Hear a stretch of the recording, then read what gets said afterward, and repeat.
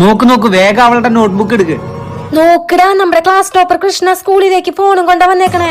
എന്താടി പറയണേ ശരിക്കും? സ്വിച്ച് ഓഫ് ചെയ്ത് വെച്ചേക്കാ. ഒരു കാര്യം ചെയ്യാം, ഇത് എന്റെ ബാഗിൽ വെക്കാം. ഇനി മുതൽ ഈ ഫോൺ എന്റെയാ.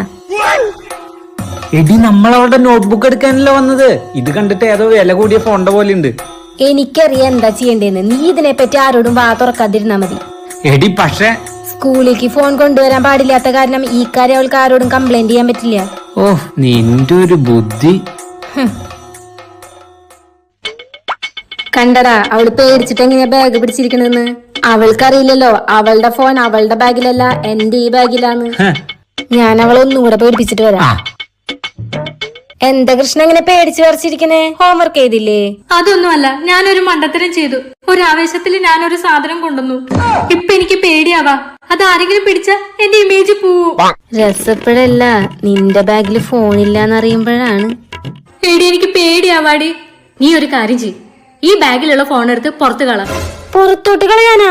എന്തിന്? എന്താണ്ടായേ? എടി, ഇപ്പൊ ക്ലാസ്സിക്ക് പ്രിൻസിപ്പൾ വരും.